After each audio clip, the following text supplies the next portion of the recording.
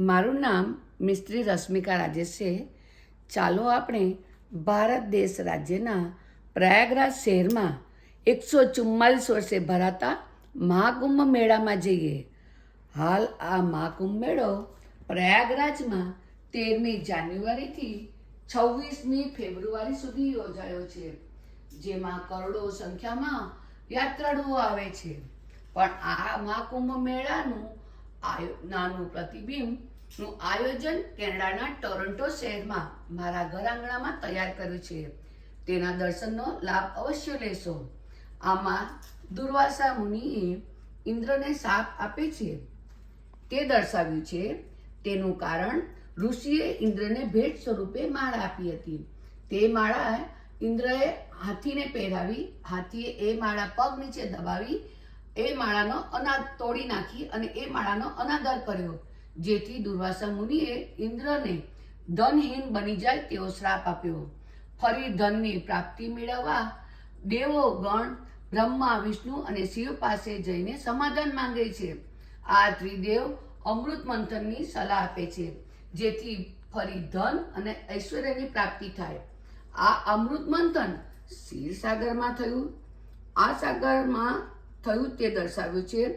સાગરમાંથી ધન મેળવવા વલોણા તરીકે મંદરાચલ પર્વત, દોરી તરીકે વાસુકીનાગ, સ્થિર રહી શકે એટલે વિષ્ણુએ કાચબા એટલે કશ્યપનો અવતાર લીધો છે તે દર્શાવ્યું છે. કાચબો તમને નીચે દેખાય છે તે ધ્યાનથી જોશો. વાસુકીના નાગના મુખ તરફ દાનવગણ છે તે દર્શાવ્યા છે. પૂછ તરફ દેવગણો છે તે દર્શાવ્યા છે. આ અમૃતની સાક્ષી તરીકે નારદ મુનિ હતા. એ મંથનથી અમૃતમાંથી અમૃત મેળવવાની લાલસાથી એમાંથી ક્ષીરસાગરમાં 14 રત્ન નીકળ્યા તે દર્શાવ્યા છે. અને છેવટે અમૃત કળશ નીકળે છે.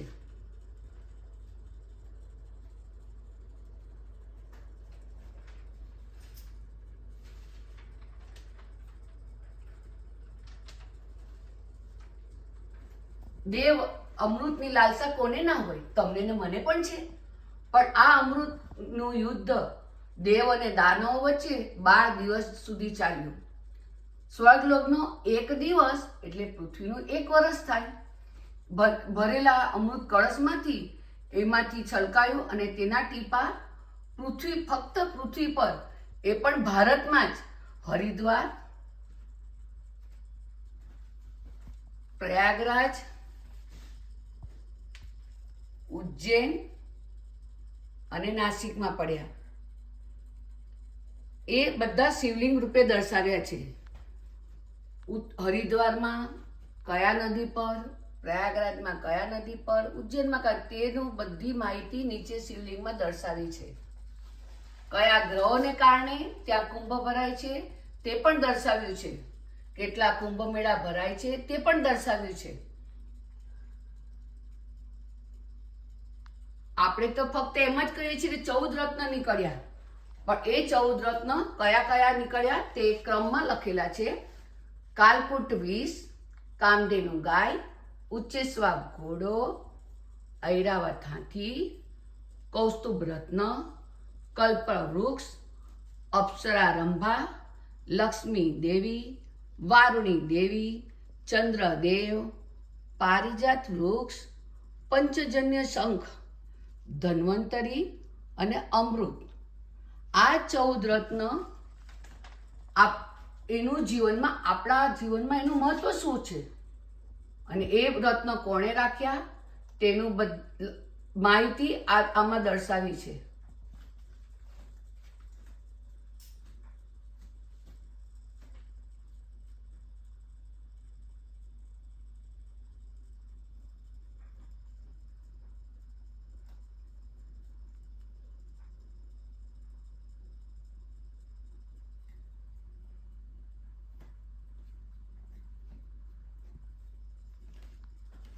આજ પણ લોકો કહે છે કે બ્રહ્મ મુહૂર્તમાં 4:30 થી 5 સમય હોય છે.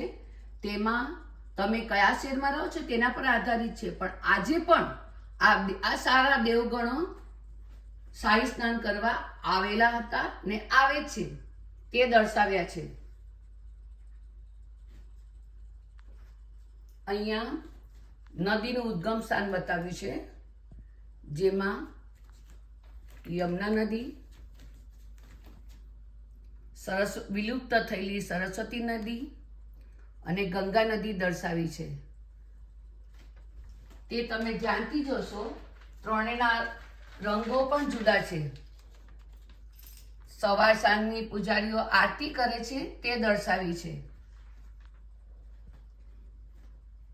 આમાં આપણે કહીએ છીએ કે 13 અખાડાઓ છે, પણ 13 અખાડામાં આ કિન્નરો, જેને આપણે બહુચરાજીના ભક્તો કહીએ છીએ, તેને પણ લાભ મળે છે.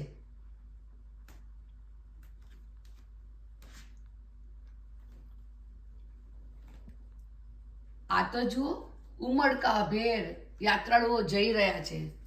એ યાત્રાળુઓ શું મેળવવા જઈ રહ્યા છે તે તમે ધ્યાનથી જોશો ને તો તમને ખ્યાલ આવશે કે આ તો અમૃત મેળવવું છે એમને. અમૃતની લાલસામાં તમે ને હું, આ યાત્રામાં તમે પણ છો ને અમે પણ છીએ.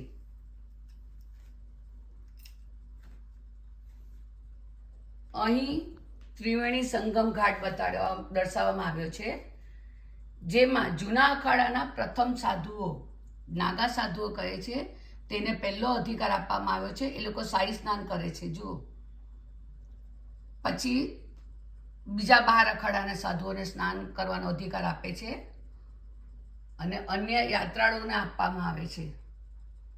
તે દર્શાવ્યું છે.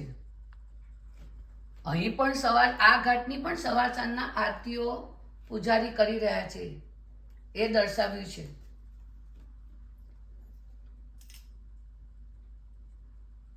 શાહી સ્નાનનો લાભ મેળવી અને જીવનનો આનંદ મેળવીને પાછા પરત આવી રહેલા યાત્રાળુઓ છે.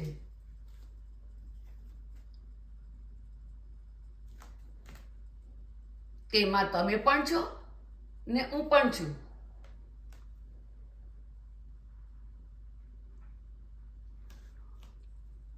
એ કુંભ મેળો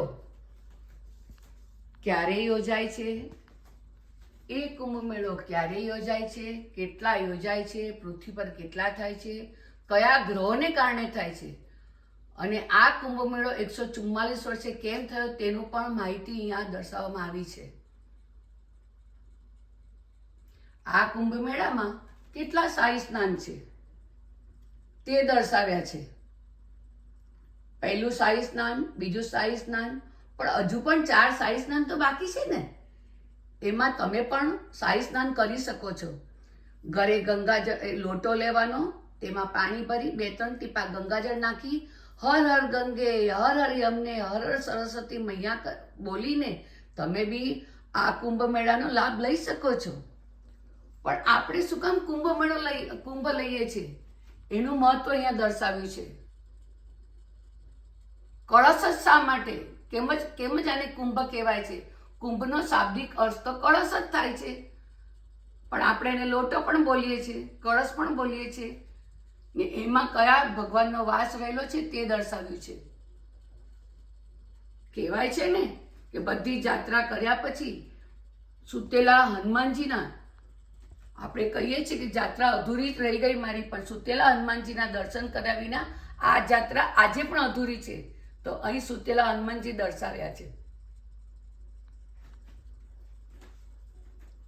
આ કુંભ મેળામાં સ્વચ્છતા